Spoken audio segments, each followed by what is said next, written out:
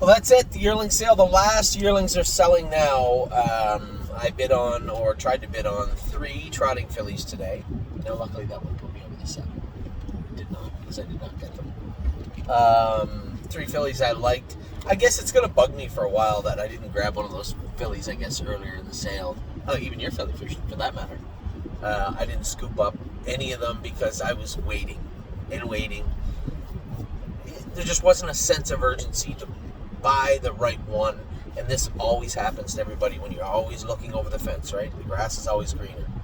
And there was a number of fillies that maybe they went a little at the high end, and I just felt that we could get a better bargain later on a couple of the other ones, and it just never came to fruition. So the one thing we did fall short on, I bought 1 Pennsylvania trotting filly when I really feel I should have bought you 2. So that's the way it is. But to take nothing away from the sale, we still come out of here with some tremendous families. I guess we'll start. I'm going to give you a full rundown of the sale. The sale is over now. The racehorse portion of the sale will be coming up on Friday, and I have 5 horses that I'm going to go visit with. I guess tomorrow afternoon is when they start bringing them in. They will have a look-see at them tomorrow afternoon. I think you said you were looking at Broodmare or something. Yeah, most of the stuff's probably going to be in this afternoon. Yeah, the ones that are racing. Yeah. So we have some horses that we are going to be looking at in the racehorse portion. But don't get too excited, because the prices could be astronomical here on Friday. But there are 5 horses, 4 high-end trotters I was looking at, and another horse. And again, they're going to be value-based also. I guess I really can't beat myself up for trying to wait for the most value I could. Sure, you can always look back and say, oh, I should have, one horse, the Chapter 7 on day 1, number 21, I feel I should have bought that horse rather than wait for the other Chapter 7. But having said that, the gentleman or the lady that bought number 21 could have just said, no, I was going to 150 or 140, so it really doesn't matter. I would have just cost them more money. So, enough lamenting and worrying about what we didn't get. Let's focus on what we did get. We attained the Walner brother to Meshuggah and his brother, Supernova Hanover, very fast horses, doing very, very well in both green shoes. I would assert that Walner is a substantial upgrade in pedigree. And Sterling Hanover is a nice horse. He had some OCDs that we had removed immediately. As soon as the sale was over, he gets shipped home. On the way home, he stopped at Dr. Brown's, and Dr. Brown was extremely hospitable in taking those OCDs out for us, so he is free and clear. I had a great conversation with him yesterday. He said there are no long-term effects from this. This horse will be 100%, he felt, by Christmas time, which is good. The next one was the one I really thought that we could buy, and we did buy. That was Tavon Hanover, number 59. That was the Captain Corey brother to Temporal Hanover. Now, Temporal Hanover's family has made a lot of money and burned a lot of money. The last 2 were not that good. Tandem Hanover went for a fortune, as did Top Gun Hanover. Neither have shown up in any sort of way, on the racetrack. But that's racing. You know it, and I know it. It doesn't take away from the fact that Temporal Hanover and Hill Street both were decent horses. And then, of course, in the second name, you Glide Master, Truth in Action, both very, very good horses. Also, fantastic family. Historically, very, very expensive foals. We were able to scoop this one up for $45,000 a horse. I was really, really interested in it. And truthfully speaking, both of our first 2 purchases, the first one, I just thought we had no shot at. You know, somebody come up and say, Nancy, I know you said you took those CDs out, that's great, but why didn't you vet the horse beforehand? Can you imagine now if we vetted every horse we thought we were going to buy? You'd be vetting 200 horses in the sale. Well, I guess, and then you break that down to high end. You say, well, okay, you're going to vet 40 horses, 50 horses. It's not that easy to do. And in this case, it was just as easy to remedy the situation as it was to complain, oh, he's got an OCD here or there.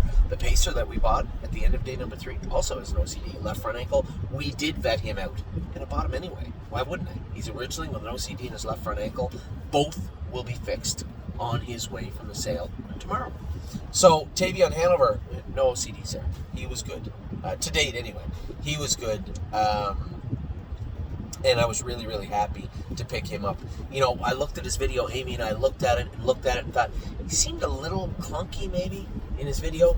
We went back, actually, went back and looked at Tavon Hanover's yearling video. You can do that if you download Echoline. You can go back and look at, can you download former sales, or do you have to have them on your iPad? I think you have to have, well, that one's on my iPad. It was on Steve's iPad. We went back and looked at Temporal. Now, to be fair, Tavon Hanover seemed a little taller, maybe a little lankier, but still had that kind of, I don't know the best word for it, looked bigger and clunkier. You know what I mean? Didn't have that springy, athletic look to him that you do want a lot of the times. But good horses come in all shapes and sizes, and when it comes to Tavon Hanover, this was just a horse, the Captain Corey angle, the last two horses kind of burned some money in horse racing angle, but it doesn't take away from the overall body of work of this family, that it is a tremendous family. The next horse I bought, again, another one of those horses, I'd said to Steve, I think we have a shot at Poppy Rob Hanover's brothers, simply because Tall Dark Strangers were hemorrhaging money this year at the sales. They just were. And we can make an argument, we can go back and forth about why it was worth to double down on the Tall Dark Strangers, or why people thought, bang for buck, you're getting your best money with your best family in a Tall Dark Stranger. Both of those could be accurate. But it doesn't change the fact that he was kind of a flop on the track this year. And if he rebounds, awesome. Because we have two of them. We have the one in a kissing in the sand, and now we have the half-brother to Poppy Rob Hanover. Now, Poppy Rob Hanover has had other horses in this line also. Poppy Rob Hanover had Odds on Whitney, was a nice horse, I guess. Panatone Hanover, $152,000. J.K. Panache, $662 in the second dam. Filly Hanover, $383. Pantheon Hanover, $341. I guess what I'm trying to say is he's a pretty good family. Pretty good family of horses. And to say that this horse wasn't worth $27,000 just seemed a little odd to me. It was a super easy purchase. Really, really nice, athletic-looking colt. Next was a horse, a collaboration with Barn.com. Barn.us. Barn.us.com or just Barn.us? Barn.us. I don't even know if is that an actual... I think no, it does exist. It does exist? You have something .us. Okay, Barn.us. This was Randy and Robert Hutchison picked this horse out. It's the same as when Steve picks a horse out, or when Eddie, Jim, John, any of our Rob, any of our close people, or Amy just say, hey, this is a nice horse. We're going to go look at it. This was an exceptionally good-looking filly. Again, Captain Corey's, I know we bought a lot of them. We bred to them. I'm going to eat chocolate ice cream until I don't like chocolate ice cream anymore, and that's just the way it is. And when it comes to Captain Corey's, you can't make, I've said this time and time again, you can't make horses that look that good and not have good horses. And Cherry's Girl, a really nice family. Again, I was super surprised that it was Big Fred to the rescue also. Big Fred said he loved this pedigree page. He did not elaborate. It was cut short, just went with he loved it. He didn't elaborate, or you didn't let him elaborate? Both, but he made it clear that he loved Cherry's Girl. So, again, we did get our Pennsylvania trotting filly. This filly was not on my list, but again, I did not shy away from her. When you look at her video, when you look at her pedigree, but most importantly, when you go and look at her, gorgeous filly. One of the easier purchases I made in quite a while, and definitely in these sales, was Locatelli's brother. We went over him, looked at him. Sure, he was a colt. We didn't need a colt. Sure, he was a PA colt. We didn't need a PA colt. There was nothing checked that we needed. But I can tell you what I didn't mind doing was spending $10,000 to buy Locatelli's brother. And he didn't look like those, the green shoes, some of them were smaller and wiry and crazy looking. This guy looked like he was just chill, right? Just big, long, slow gait to him. I like that. And he just seemed like he was relaxed and fluid, where a lot of them seemed hyper, right, and wound up. That's always been the dig on them, that they were a little hot, a little crazy. This guy just seemed to be chill. Everything, much like Locatelli was, right? He's always kind of easy going, not too in a hurry to do anything, but always got the job done. And at $10,000, I'd like to see if this guy could too. And then, of course, we got to, I got my two of my picks, my top picks of the entire sale. I got Tavon Hanover on day number 1. Anthony was happy. And then I told Steve, you know what? We waited around till the end of the sale. It felt like 2 days that sale went on for. It was bad, yes. We waited the whole day. Amy was falling asleep. I was tired. Everybody was tired. We were pounding the preferred equine cappuccinos and everything, just trying to stay awake. Leland Hanover came in, and it was, I talk about it all the time. We are prepared at the sales. We are prepared. We've done our work. We double, triple check a lot of the horses, and even I can't remember the last time the hammer fell on a horse that we bought, and I thought to myself, did I miss something? Did I make a mistake? When I knew I didn't. I knew that this was the horse I want. I was okay with him. He passed across the board. We even had him vet checked. Everything was good with this horse. We knew what was up. He was originally, and he has a small OCD left front ankle. Both will be fixed before the weekend is over. No, before the weekend he becomes. They'll both be fixed. I still don't know why he only brought this, but you can say, well, Better's Wish was a Better's Delight, and this is Captain Treacherous. Totally different. Totally different. You're right. Cool.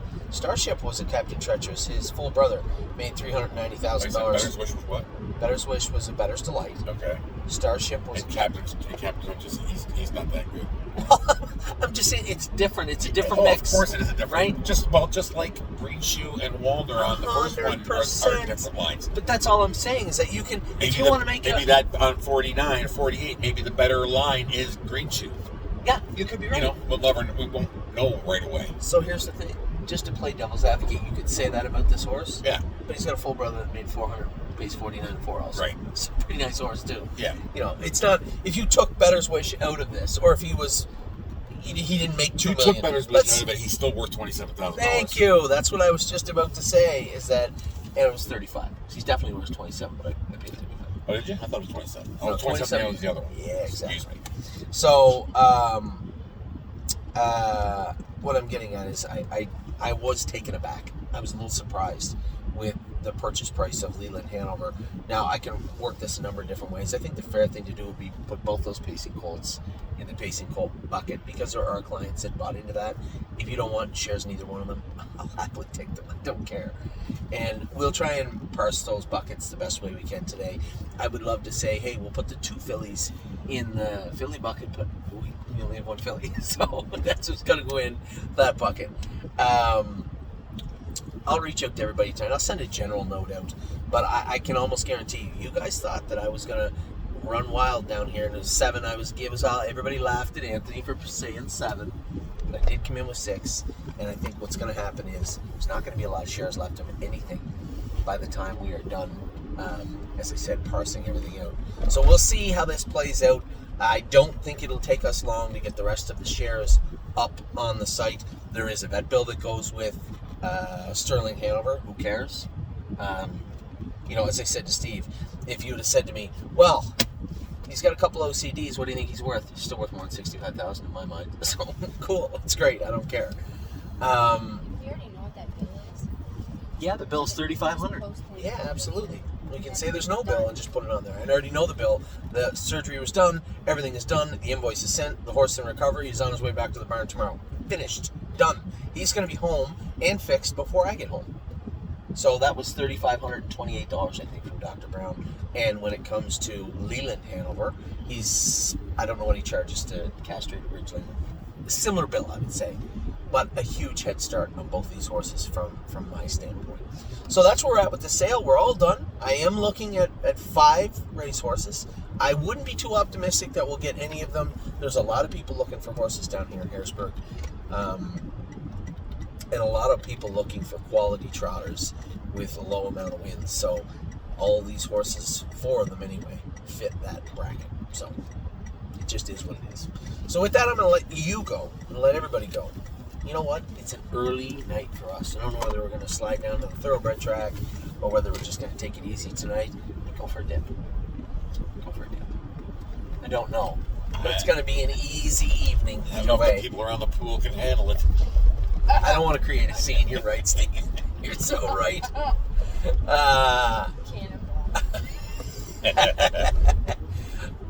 It's been a great sale. It's been a great sale season.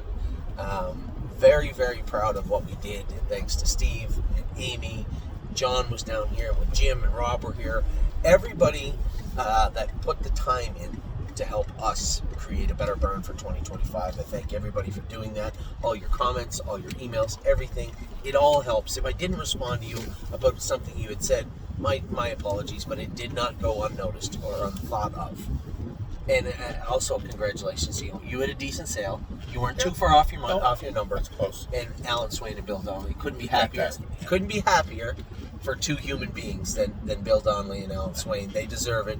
They ended up with getting a lot more money than they thought, and if there was ever two people that deserved it, it was them. So congratulations. With that, the yearling portion of the sale is over.